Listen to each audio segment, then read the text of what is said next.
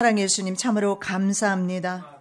마지막 때 성도를 위하여 한 일의 동안에 그 언약을 굳게 정하시고 이 마지막 때에 도워질 일들을 다니엘을 통해서 저들에게 계시해 주심을 감사드립니다. 하나님 나라 이런 계시의 정신이 없으면 알 수가 없습니다. 아버지 하나님, 이 시간에 하나님께서 다니엘에게 주셨던 그 계시와 예언의 은사들을 저희들에게도 허락하여 주십시고 하나님 나라 일을 알기를 원하며 하나님께서 말씀하신 그 말씀을 깊이 있게 깨닫기를 원하며 요한 사도가 밤모섬에서 천상세계를 바라보면서 보좌 우편에 계신 예수 그리스도를 경험한 것처럼 우리도 하나님을 경험하며 예수님을 말씀 가운데서 경험하는 귀하고 복된 시간 될 수 있도록 은혜 베풀어 주시옵소서. 오늘도 부족한 종을 붙들어 주시고 사람의 말 나가지 않게 도와주시옵시며 하나님께서 꼭 이 시간에 증거하기를 원하시는 귀하고 복된 말씀 증거할 수 있도록 도와주시옵시고 듣는 저희들의 귀가 복되게 도와주시옵시며 성령께서 교회들에게 하시는 말씀을 듣게 하여 주시옵소서. 거룩하신 예수 그리스도 이름으로 기도드립니다. 아멘.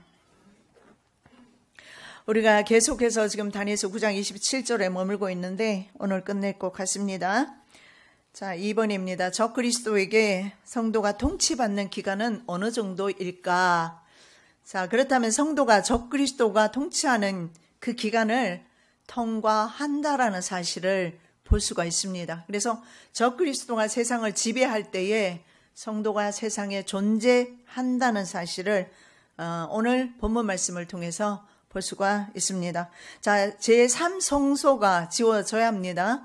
왜냐하면 3성소가 지어졌을 때 제사와 예물을 금지시킬 수 있기 때문에 그렇습니다. 그래서 제3성전에 대해서 지금 어느 정도 진행되어 오는지 지난주에 우리가 살펴봤습니다. 그래서 넘어가고요. 자, 제3성전에서 제사가 금지되는 것이 7년 가운데서 중반이 될 것입니다. 그래서 3년 반이 지난 시점이 될 것인데 그때 되면 적그리스도, 그래서 성경에는 미운 물건, 가증한 물건 그렇게 표현하는데 성소에 앉게 됩니다. 그래서 성소가 더럽혀집니다. 왜 더러워지느냐? 자기 자신을 모습을 드러내면서 내가 하나님이다, 나를 섬기라, 하나님의 자리에 앉게 됩니다. 그래서 오염이 되고 더럽혀집니다. 그래서 실제적으로 적그리스도가 그러면 성소에 앉느냐? 예, 성경에서 앉는다고 말씀합니다. 언제가 될 것인가? 후 3년 반이 될 것입니다.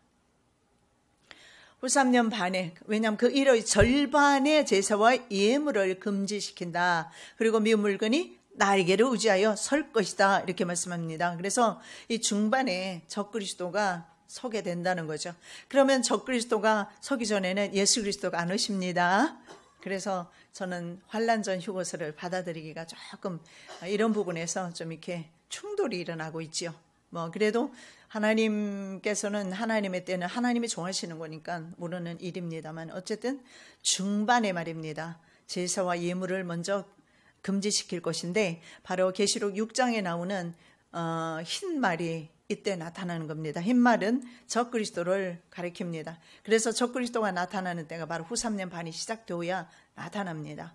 왜냐하면 그때 자기 자신을 성전에 앉아서 자기 자신의 모습을 온 천하에 보이게 될 겁니다. 이제 위성을 통해서 전 세계에 다 방송이 될 겁니다. 나가게 될 겁니다. 전 세계 사람들은 다 보게 될 겁니다. 그 전까지는 휴가한 사람도 없습니다. 죽은 사람 외에는 없어요. 그 사실을 보게 될 것입니다.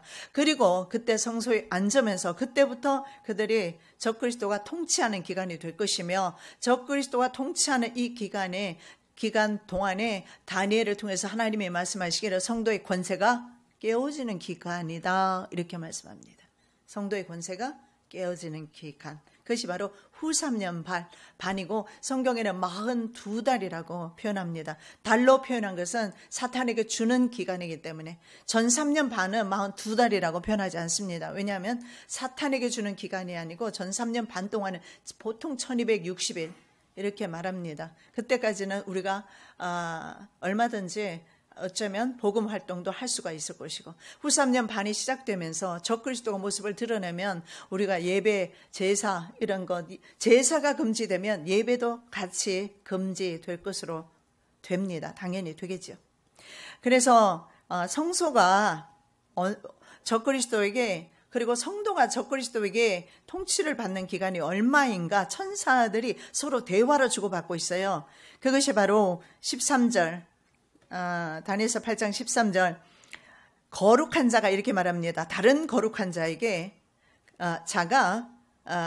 거룩한 천사가 말하고 있는데, 다른 거룩한 천사가 그 말하는 사람에게 묻습니다. 매일 드리는 제사와 망하게 하는 죄악에 대한 일, 그리고 성소와 백성이 내어준 바 되며, 그리고 집 밟힐 일이 어느 때까지인가, 이렇게 말씀하고 있어요. 그래서 여기서 분명한 사실은 제사와 망하게 하는 거, 그러니까 제사가 삼성전에서 제사가 일단 이루어져야 되겠죠. 그거 오늘 살펴볼 거예요. 그러면 삼성전에서 제사가 이루어지고, 그리고 그 제사를 금지시키는 때부터, 그게 후 3년 반 시작되기 직전입니다. 그리고 성도의 권세가 깨어지고 성소와 백성이 내어준 바 되는 때가 언제가 될 것인가 묻습니다. 자, 여기에 대한 대답이요, 바로 다니엘서 8장 14절에서 이렇게 말합니다. 2300일이 될 것이다. 주야로 말합니다. 2300. 그래서 2300 주야라고 했으니까 이것을 4600으로 보는 경우도 있지만 그렇지 않아요. 2300 주야. 주 밤낮을 24시간으로 계산해서 2300일로 보는 것입니다. 그가 내게 이르되 2300 주야까지니 그때 성소가 정결하게 함을 입으리라. 2300 주야가 끝나면 성소가 정결하게 된다는 것은 세상의 그때가 바로 역사가 끝나는 시점이 되고, 정결하게 되는 것은 예수 그리스도의 강림으로, 재림으로 가능하게 될 것입니다. 자, 그렇다면 2300 주야는 7년 대환란 시기와 거의 일치한다는 사실을 볼 수가 있습니다. 그래서 2300 주야는 7년 대환란과 관계가 있으면서 성도의 권세가 깨어지는 기간이 되겠습니다. 그래서 여기에 나오는 성도는 성도의 일부를 말하는 건 아닙니다. 어떤 성도는 휴거했고 어떤 성도는 남아있고 그런 말은 성경에는 없습니다. 성도가 고난받는 기간을 2300 주야라고 분명히 말씀합니다. 만일에 남아있는 사람들이 2300 주야를 견디게 될 것이라고 안 그러면 성경은 표현했을 겁니다. 그러나 성경에는 그런 말씀이 없습니다. 보편적인 성도의 권세가 깨어지는 기간이 얼마인가 물었을 때 다른 거룩한 천사가 말하기를 그날이 2300 주야가 될 것이다, 이렇게 말합니다. 그래서 어쩌면 환란 시대에 살고 있는 성도 전체를 의미한다고 보겠습니다. 그리고 이것은 여러 날 후에 관한 이상이라고 다니엘서 8장 26절에서 말씀하죠. 이미 말한 바 주야에 대한 이상이 확실하니 이것은 변경함이 없습니다. 하나님의 말씀은 기록된 대로 이루어질 것입니다. 믿거나 말거나입니다. 하나님의 역사는 하나님의 뜻 안에서, 하나님의 손 안에서 하나님의 원하시는 바대로 이끌어져 갈 것입니다. 지금 예를 들어서 지금 BC를 말입니다. 이름을 바꿔서 부르든 부르지 않든 역시 역사는 예수를 중심으로, 예수 오시기 전과 예수님 오신 이후로 역사는 진행되고 있다는 사실입니다. 그래서 성경에서는 바로 확실하게 이것은 확실하다, 확실하니 이것은 마지막 종말의 때에 확실히 일어날 일이다. 그래서 그 이상을 간수하라. 여러 날 후의 일이다. 여러 날 후는 종말의 때를 거의 가리킵니다. 자, 성소와 그러면 백성이 적그리스도 세력에게 짓밟히는 일이 총 2300 주야가 된다고 하는데 언제 시작될 것인가 우리가 도표를 한번 보시면서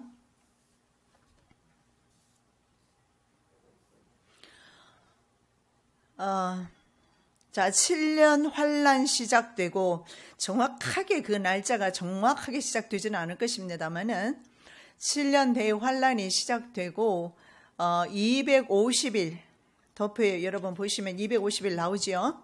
250일 째에 되면 250일. 자, 7년 대환란의 이 기간으로 봤을 때 바로 250일쯤, 이쯤에 어떤 일이 일어나게 될 것인가?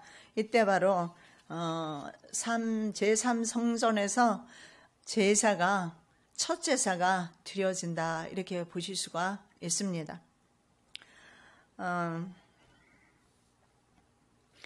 자, 우리가 그러면 7년 대환란을요 언제 시작이 될 것인가 우리는 가늠하기 힘듭니다. 그러나 우리가 정확하게 알 수 있는 방법은 제3성전이 이스라엘에 세워지고 거기에서 첫 번째 동물 제사가 드려져야 돼요. 그러면 이미 7년 대환란 시작한 지 한 250일째 되었다 이렇게 이해하시고, 그럼 250일은 무엇인가 좀 이따가 보도록 하겠습니다. 자, 250일을 7년 기간 중에서 전 3년 반이 1260일, 후 3년 반이 1260일, 7년 여러분 여기 보시기 바랍니다. 도표로 보시기 바랍니다. 전 3년 반, 후 3년 반, 그리고 이것을 다 합치면 1260일, 1260일이 됩니다. 여러분 이걸 기억하시고 1260일, 1260일. 그리고 전 3년 반, 후 3년 반. 그리고 앞에 보면 30일이 더 있어요. 30일. 이것을 합하게 되면 총 2550일이 됩니다. 자, 그 다음에 도표를 한번 보여주세요. 그 다음 도표. 1260일 전 3년 반, 그리고 1260일 후 3년 반, 더 30일 더하면 2550일입니다. 2300주야를 생각하려면 2550일에서 250일을 빼면 되는 것입니다. 그래서 250일째 7년 대환란 250일 때 첫 제사가 드려진다, 이런 계산이 나오는 것입니다. 그래서 이스라엘의 첫 제사가 드려지면 이미 환란이 시작되었다, 그 날짜는 정확하지가 않죠. 그런데 첫 제사가 드려졌다 이렇게 생각하시면 돼요. 자, 그래서 첫 제사, 동물 제사를 드리기 위해서는 제3성전은 반드시 세워져야 하고, 지난번 한우카 기념 할 때 제3성전 봉헌식의 의미를 가지는 봉헌식을 했다라고 제가 말씀을 드렸던 것 같습니다. 그래서 3성소가 세워지는 조건으로 이스라엘이 두 개 국가 방안이 지금 검토되고 있고, 조기 총선 4월에 이스라엘의 조기 총선이 끝나면 바로 이제 두 국가 법안이 나오는 피스 플랜이라고 합니다. 미국이 주도하고, 정확히 말하면 미국의 트럼프 사위가 주도하는 것이죠. 그 일들을 피스 플랜이 만일에 맺게 되면 성경에서 말하는 언약을 굳게 정하는, 오늘 9장 27절에서 바로 이 동맹이 될 것입니다. 자, 그러면 30일은 어디에 근거하는가 한번 보겠습니다. 30일은 어디에 나오는가? 30일이라고 딱 나오진 않아요. 자, 다니엘서 12장 11절 12절 보시면, 매일 드리는 제사를 폐하며 멸망케 하는 미운 물건을 세울 때부터 1290일을 지날 것이요. 그러면 1260일에서 30일이 더해진 거예요. 그리고 기다려서 1335일까지 이르는 그 사람은 복이 있으리라. 그러면 45일이 또 더해졌습니다. 그래서 다 합치면 바로 1260일, 1260일, 그리고 30일, 45일이 더해진 것을 볼 수가 있습니다. 그래서 우리 성도가 견뎌야 되는 기간은 1335일입니다. 이것만 기억하시면 돼요. 1335일인데 오늘부터 날짜 계산해서 나 1335일 기다리면 되는 건가요? 꼭 그런 의미는 아니에요.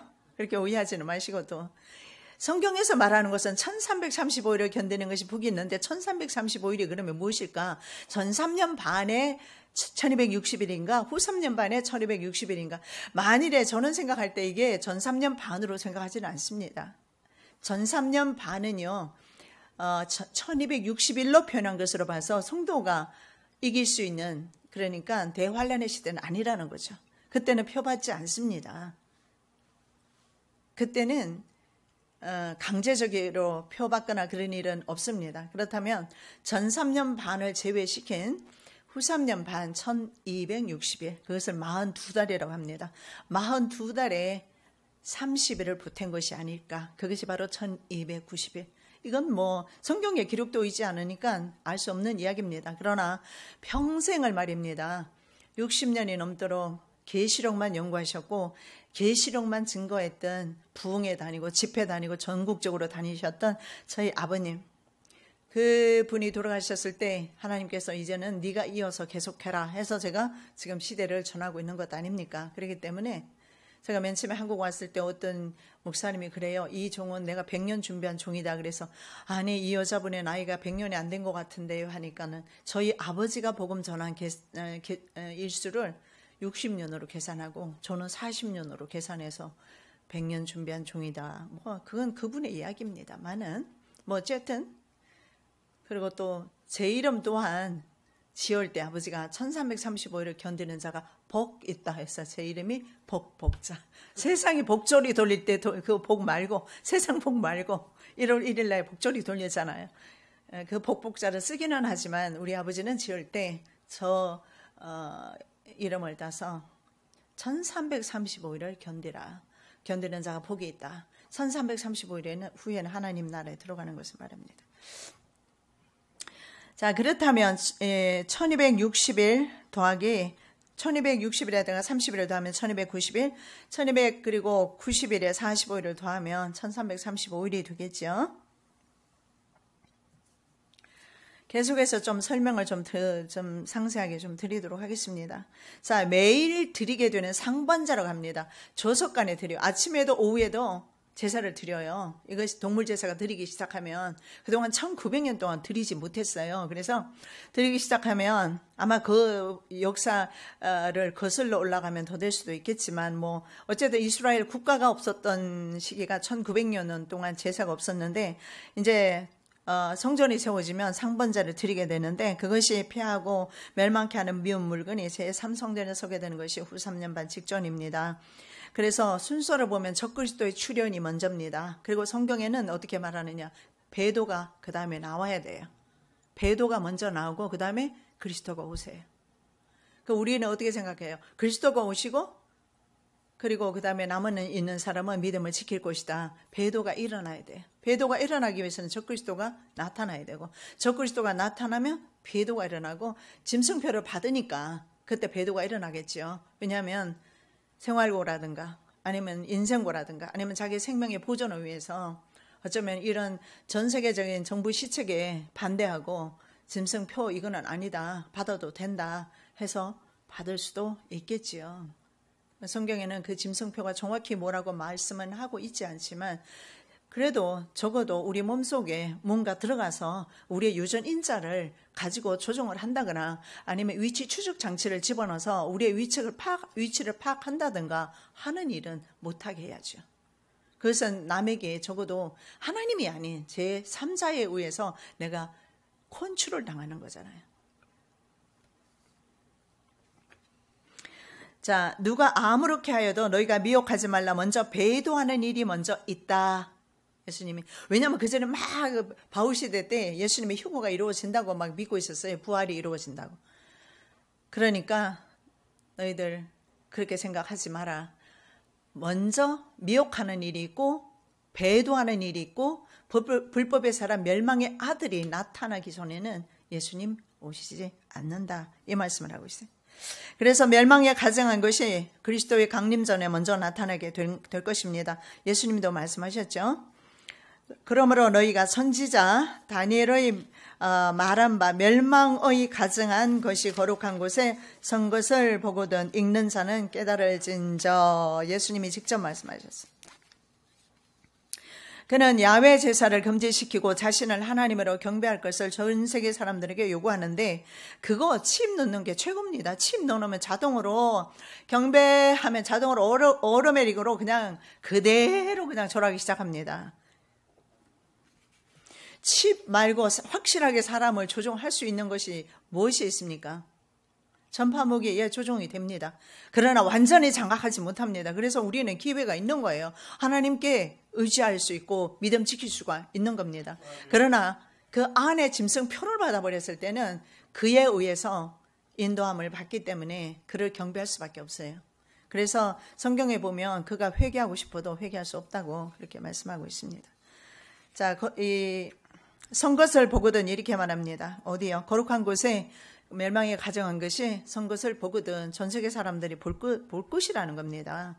그리고 그 성전에 앉아서 헤롯 대왕이 그랬던 것처럼 내가 하나님이다 했을 때 그 모습을 전 세계 사람들이 뭐 유튜브를 통해서 보든지 뭐 TV를 통해서 보든지 다 보게 될 것입니다. 본다고 성경에서 말씀하니까요.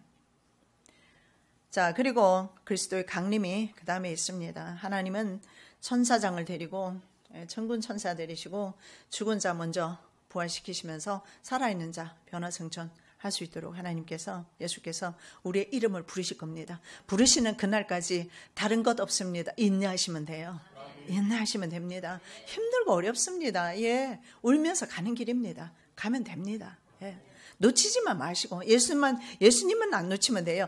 다 잊어버려도 예수 안 잊어버리면 돼요. 죽는 순간에도 어떤 어려운 상황에서도 예수 이름만 안 놓치면 돼요. 지식이요 없어도 됩니다. 성경 지식 정말 없어도 돼요. 그러나 예수 이름 놓치면 끝장입니다.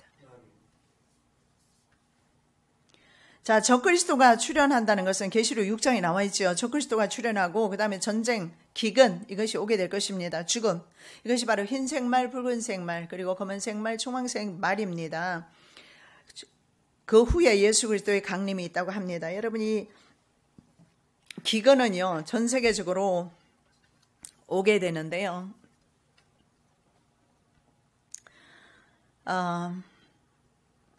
이 경제적인 부분은요, 그래서 지금 다른 모든 부분에서도 지금 주님의 말씀이 성취되고 있는 부분이 굉장히 많지만 경제 부분에도 지금 전 세계가 같이 세계 경기가 하강 국면으로 들어갔다고 신문에서 대서특필하고 있습니다. 여러분 한번 보시기 바랍니다.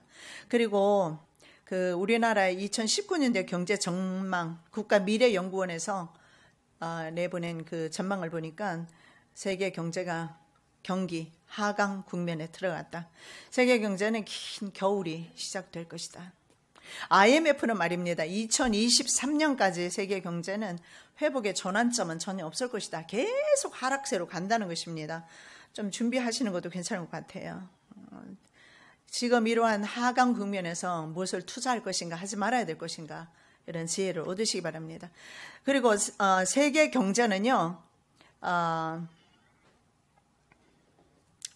미국은 2028년까지 세계 경제가 2028년입니다. 그러면 거의 10년인데 잠재 성장력이 없는 것으로 내다보고 있고, 그래서 이 세계 경제가 하강 기류를 타게 되는 시점이 지금 2019년도.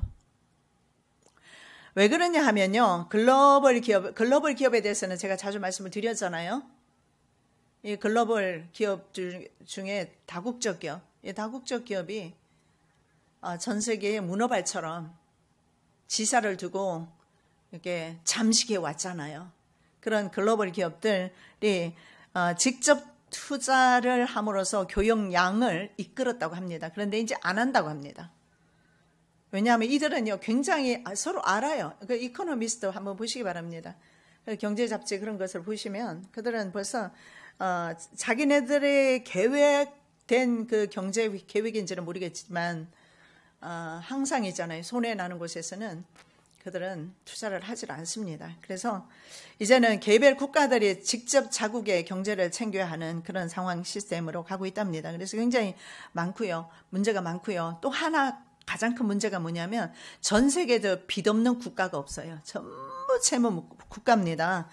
그런데 문제는요, 채무가 있어도 무슨 이게 정책이 있으면 좋은데 정책도 없다고 그래요. 경제 정책 무슨 어떻게 헤쳐나갈 정책이 없다고 그래요. 예를 들어서 뭐 다른 나라에 빚을 내어서 경기 확장 정책을 편다든가 아니면 그동안 했던 게 뭐 통화 팽창을 했잖아요. 뭐 통화 수축을 하든 팽창을 하든 이런 통화 정책 수단 자체가 이제는 없다라는 거예요.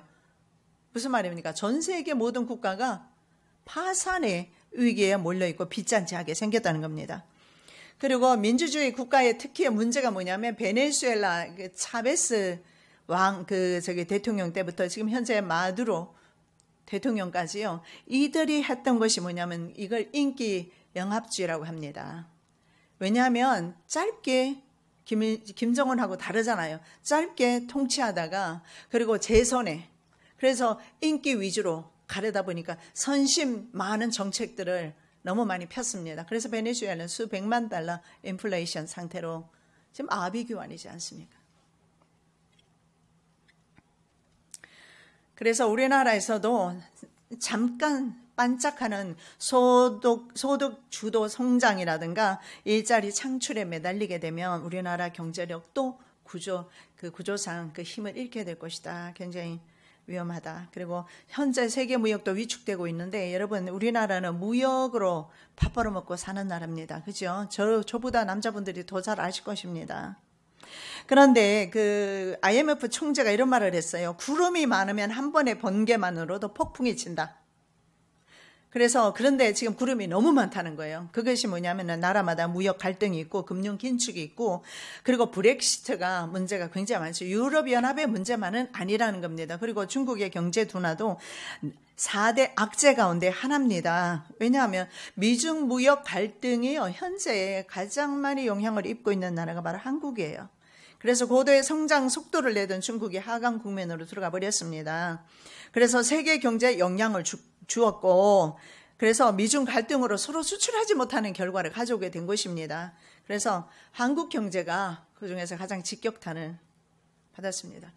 네, 대외 의존도가 가장 높은 한국 같은 경우에 수출국가 타격을 지금 굉장히 많이 입고 있어요. 앞으로 우리 실물 경제에 직접 타격을 받는다니까요.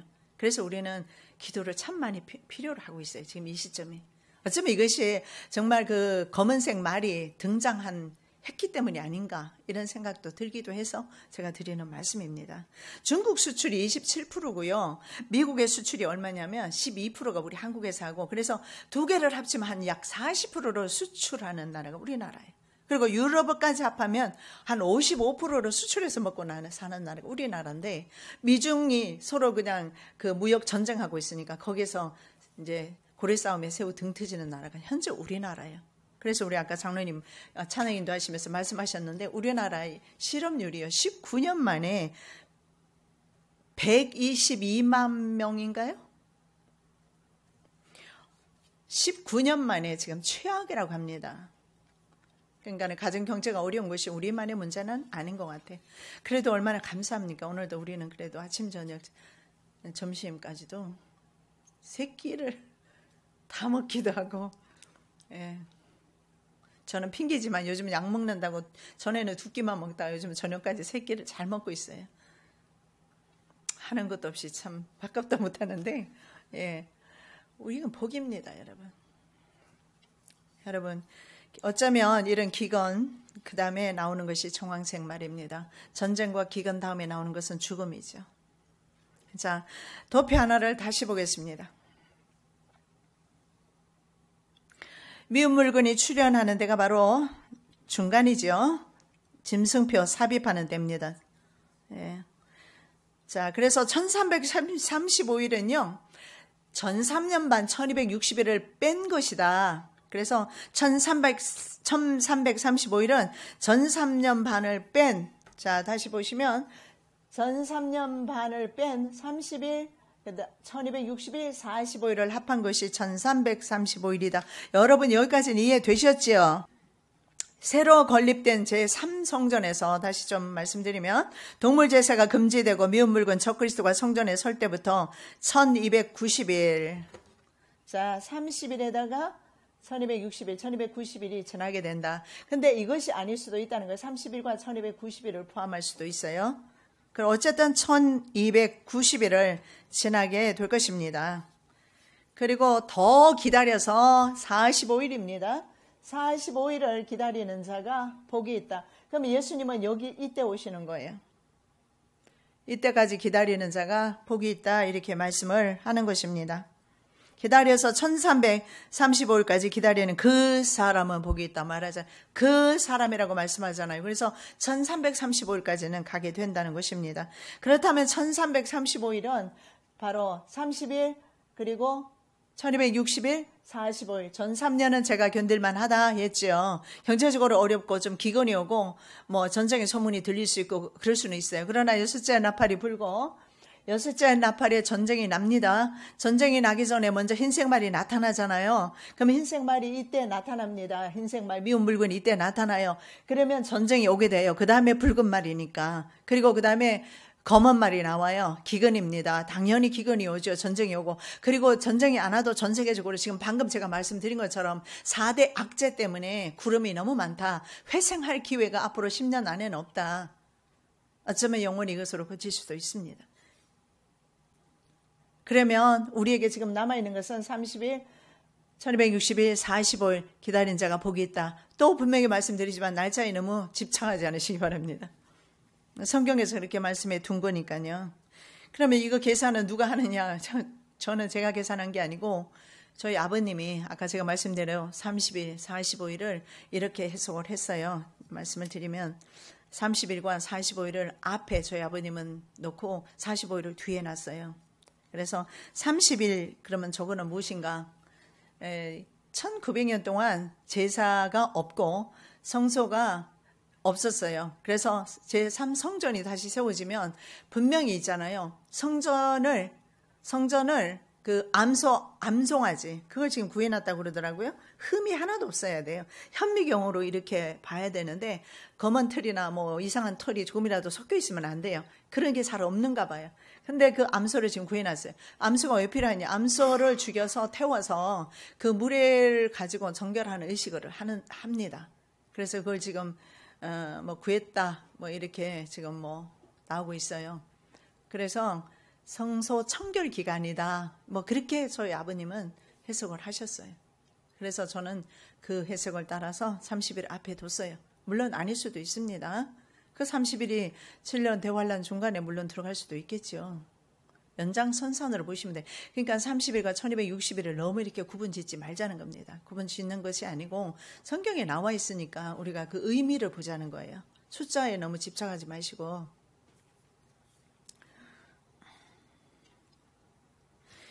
그래서 성소를 청결하는 기간이고, 그러면 45일은 뭐냐? 45일은 왕과 제사장 직분을 맡기는 때다. 그러니까는 그때야말로 우리에게 계급장을 달아주는 데예요. 왜냐하면 성경에 한번 보시기 바라면 우리 함께 봉독해 볼까요? 오직 너희는 택하신 족속이요 왕같은 제사장들이요 거룩한 나라요 그의 소유된 백성이니 이는 너희를 어두운 데서 불러내어 그의 귀한 빛에 들어가게 하신 자의 아름다운 덕을 선전하게 하려 하심이라. 여기 보니까 택하신 족속은 하나님의 바로 거룩한 제사장이라고 그랬어요. 왕 같은 제사장이라고 합니다. 왕이자 제사장입니다. 그래서 45일을 7년 대환란 끝난 후에 둔 이유는 그때 천년 왕국이 그 다음에 들어갑니다. 도표에는 안 나오는데 7년 환란이 끝나면 천년 왕국이 있어요. 물론 무천년설을 주장하는 사람은 천년 왕국이 없어요. 지금이 천년 왕국이라고 그래요. 아무리 봐도 눈 씻고 봐도 천년 왕국은 아니에요. 천국이 아니에요. 그런데 천년 왕국이라고 그렇게 하는데 저는 문자적 그 성경의 문자를 그대로 성경에 기록된 말씀을 저는 그대로 따릅니다. 제 나름의 이론을 주장한다든가 할 수는 없지만 그러나 나는 언제나 그랬던 것처럼 하나님의 기록된 말씀을 문자적으로 저는 믿습니다. 자, 우리는 전 3년 반을 제외한 30일과 45일 이제 이해됐지요? 예. 그리고 후 3년 반을 견디면 됩니다. 자, 그 날들도 근데 감해 주신다고 말씀하시네요. 그 날들을 감하지 아니할 것이며 모든 육체가 구원을 얻지 못할 것이나 그러나 택하신 자들을 위하여 그 날들을 감하시리라. 1260일을 감해 주셨을 수도 있고 후 3년 반에서도 감해 주실 수 있어요. 그러니까 날짜 가지고 너무 이렇게 우리가 분장하지 말자라는 거예요. 자, 세 번째 넘어갑니다. 한일의 절반입니다. 후 3년 반에 일어날 일들을 좀 반복되는 부분이 있지만 다시 말씀 좀 드릴게요. 후 3년 반에 그러면 우리가 견디라고 했는데 어떤 일들이 일어날까? 바로 아까 말씀드렸던 중동의 피스플랜과 함께 제3성전에서 첫 제사가 250일째 드려지고 이 250일 이제 이해가 되죠. 어디 가서 250일이고 어디서 들었더라 하지 마시고. 그리고 약 3년 반 동안 동물 제사를 드리게 된다. 아까 말씀드렸고. 자, 7년 처음 시작할 때 바로 적그리스도가 대중들, 라빔으로 나와 있는데, 굳은 언약을 맺게 될 것이다 그랬어요. 그게 피스 플랜이죠. 그게 이제 전 3년 반인데, 그러나 그 맺었던 계약이 후 3년 반 직전에 깨진다는 거예요. 그 일의 절반의 제사와 예물을 금지시키고 그 동맹은 깨어지게 됩니다. 그래서 자신이 하나님이 되기 때문에 그렇습니다. 그래서 전 세계 정확한 이때 정확하게 적그리스도의 모습이 전 세계 사람들에게 보여질 것이고, 그리고 전 세계 정부 시책을 전 세계 국민들은 따라야 할 것입니다. 저는 대적하는 자라 범사 일컫는 하나님이나 숭배함을 받는 자 위에 뛰어나 자주었나요? 하나님 성전에 앉아 자기를 보여 하나님이라 하느니라. 바로 마지막 때 이런 일이 일어나게 됩니다. 자, 동물 제사는 왜 그러면 금지시켰느냐? 동물 제사를 드리게 되면 계속 동물을 매일 죽여야 돼요. 그러다 보니까 동물 애호가들이 반대하게 될 것입니다. 그 반대 시위에 힘입어서 동물 제사를 금지시킬 것입니다. 그게 9장 27절. 그가 그 일의 절반에 제사와 예물을 금지할 것이다. 그리고 날개를 의지하여 선다고 했습니다. 날개를 의지하여 어디요? 미운 물건이 성전에. 근데 가증한 것이라고 합니다. 미운 물건 혹은 가증한 것. 식구침이라고 하는데, 식구침 뭐냐면 날개를 달고 끔찍한 짓을 자행하고 있다라는 것입니다. 그래서 이 날개라는 것은 어떤 사람은 적그리스도가 앉은 성전 꼭대기라고 보는 교내도 있습니다. 근데 여러분 지성소에 가면 법궤가 있고 법궤 위에 두 스랍이 날개를 덮고 있는 모습을 봅니다. 그렇다면 이 적그리스도의 세력은 어디서 왔을까요? 루시퍼에서 왔다는 사실을 볼 수가 있어요. 천사가 두 날개를 펴고 있는 모습을 우리가 거기에서 볼 수 있잖아요. 그래서 이 날개는 바로 날개를 가졌다는 것은 이들이 바로 적그리스도 무리들이 바로 사탄으로부터 사탄의 권세, 즉 성경의 이사야에서 말씀하시는 14장에 말씀하시는 그 루시퍼, 계명성이라고 합니다. 계명성을 똑같은 말을 계시록 19장에도 사용하는데 새벽별이라고 해요. 새벽별이나 계명성이나 같은 거예요. 같이 이제 사칭하는 거죠. 자기가. 근데 실제적으로 루시퍼의 이름이 가장 밝은 별이에요. 그게 루시퍼 이름이 그래요. 근데 가장 밝았던 별이 타락했던 거죠. 그래서 계시록의 말씀에 새벽별은 바로 예수 그리스도로 가리킵니다.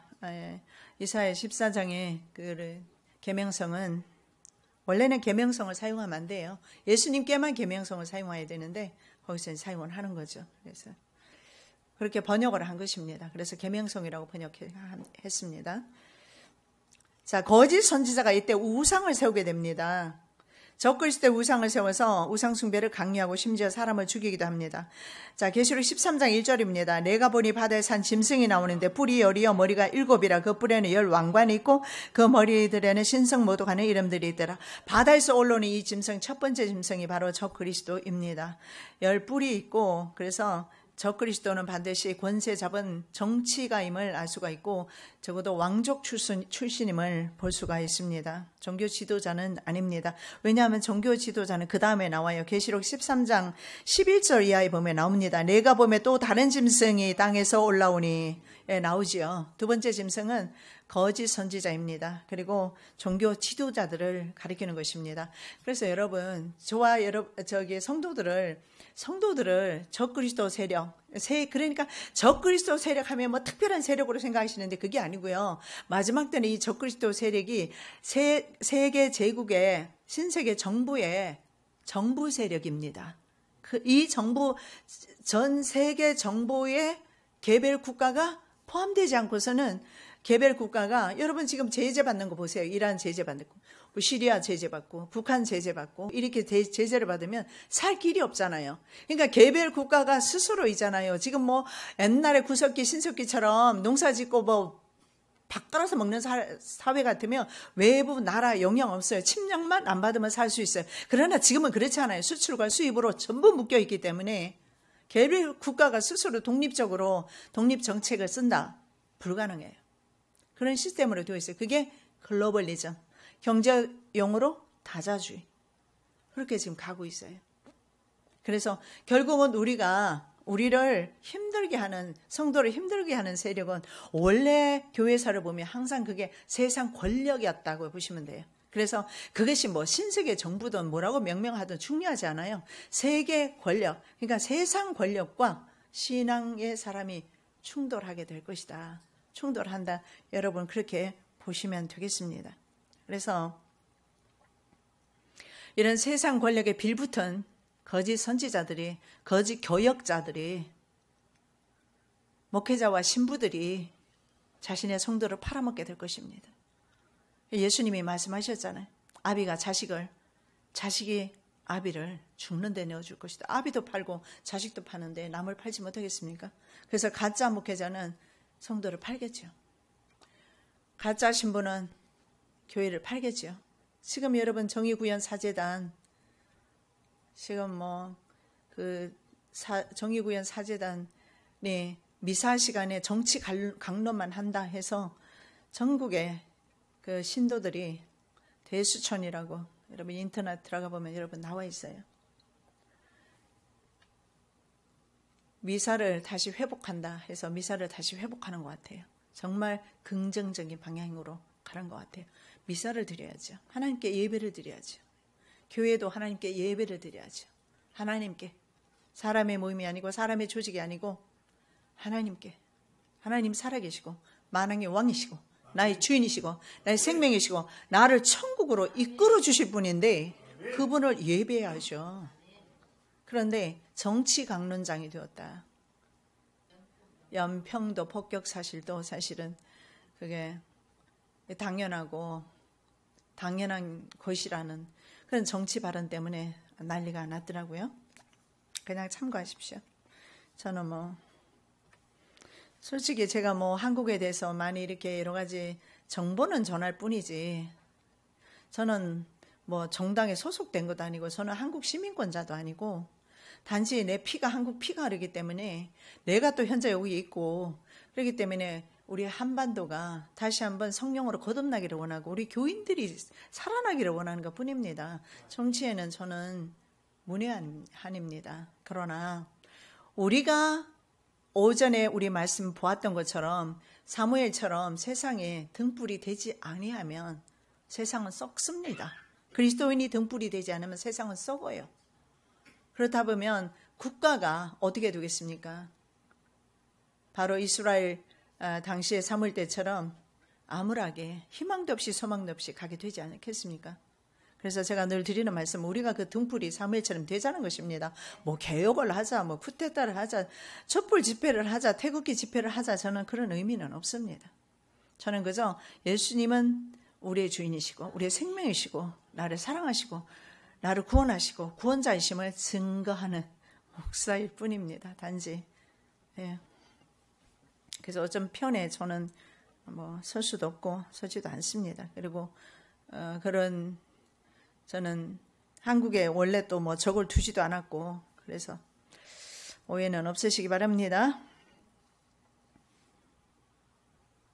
자, 그래서 정말 중요한 것이 우리 그리스도인들이 빛을 잃으면, 우리 교역자들이 빛을 잃으면 세상은 빛을 잃을 수밖에 없습니다. 그런데 이 마지막 때는요, 바로 이렇게 종교 지도자들이, 그게 바로 땅에서 올라온 짐승이에요. 새끼 양처럼 말하고 예수님을 모방하는 거죠.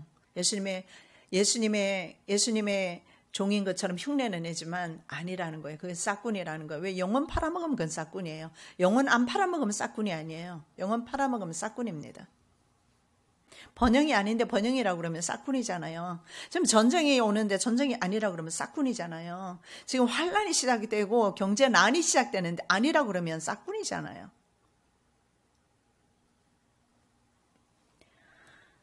그래서 땅에서 올라오는 짐승, 종교 지도자는 세상 권력과 결탁하는 것입니다. 항상 그렇게 해왔어요. 그래서 적그리스도 우상을 세우고 사람들 하여금 그 우상이 절하게 하는데, 실제적으로 어떤 우상을 세워놓고 절하게 하는 그런 아론의 금송아지 우상 같지는 않습니다. 바로 성전에 세워지게 되는 사람에게 절하게 만들게 되겠지요. 그래서 절하지 않는 사람들, 그것은 짐승 표류받지 않은 사람이 되겠지요. 그 사람은 요한이 말한 대로 계시록 20장 4절에 보면 칼 맞아 죽는다고 되어 있습니다. 그래서 순교하는 자가 있다고 말씀하고 있어요. 자, 그러나 그들은 하나님의 진노를 당하게 될 것이다. 이미 정한 종말까지 진노가 황폐케 하는 자에게 쏟아지리라. 진노는 하나님의 심판입니다. 황폐케 하는 자는요, 세상을 황폐케 하는 겁니다. 여러분 속으시면 안 돼요. 그들이 평화를 위장해서 나오는 것은 사실입니다. 피스 플랜 아닙니까? 한 왕, 짐승과 그를 위해서 우상을 만들어서 만국을 미혹한 그 왕과 거짓 선지자 둘 다 유황 불못에 던져지게 될 것이라고 말합니다. 짐승이 잡히고 그 앞에서 이적을 향하던 거짓 선지자도 함께 잡혔으니 이는 짐승의 표를 받고 그의 우상에게 경배하던 자들을 이적으로 미혹하던 자라. 이 둘이 산채로 유황불 붙는 곳에 못에 던지고 불못이 있다는 것입니다. 성경의 말씀입니다. 여러분, 사드락과 메삭과 아벳노고가 이 불못에 들어갔어요. 그러나 영혼까지 태우지를 못합니다. 그리고 세상 불은 일정 기간이 끝나면 꺼집니다. 지옥불은 영원히 꺼지지 않는다는 거예요. 그리고 그 영혼도 죽지 않는다는 거예요. 사실은 사드락과 메삭과 아벳노고는 육체가 죽으면 사실은 끝날 일이었습니다. 죽지는 않았지만 하나님이 살리셔서. 그러나 죽으면 사실은 영혼은 구원받습니다.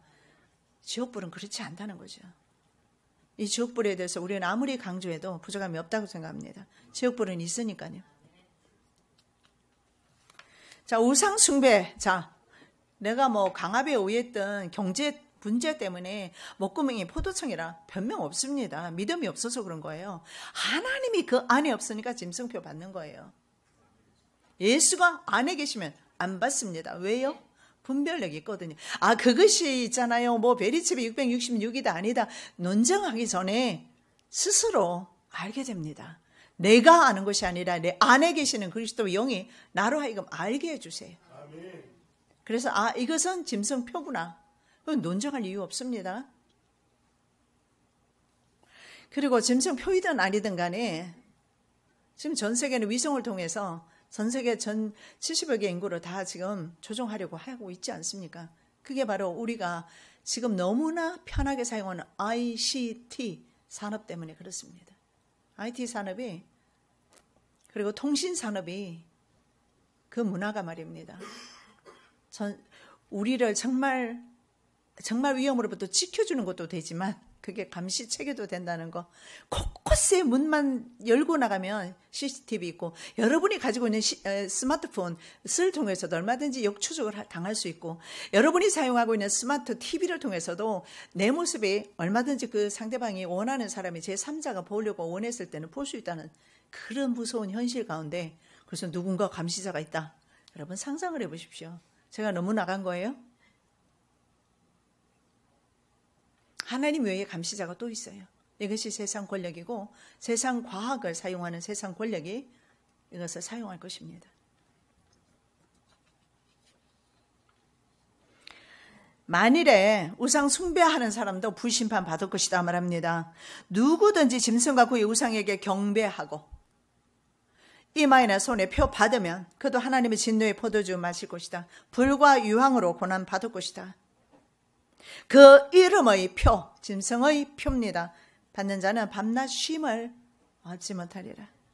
여러분, 환난 날의 성도의 가장 큰 미덕은 인내의 믿음입니다. 아까도 제가 말씀드렸지만 성도는 인내하는 겁니다. 힘들고 어려워도 인내하는 것입니다. 참는 것입니다.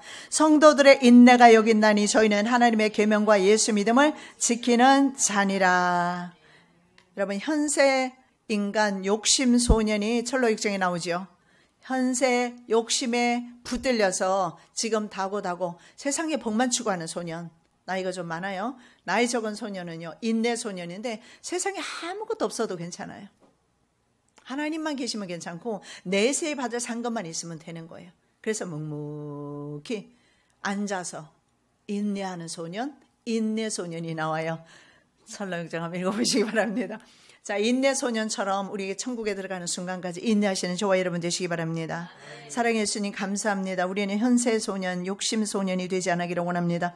세상의 부귀영화를 쫓지 않기를 원합니다. 아버지 하나님 세상의 부귀영화 가다 보면 불과 유황으로 고난받게 되고 영원히 꺼지지 않는 그곳에서 영원히 고난받게 됩니다. 우리는 내세 소년처럼 인내하며 영생을 취하기를 원합니다. 도와주시옵소서. 거룩하신 예수 그리스도 이름으로 기도드립니다. 아멘.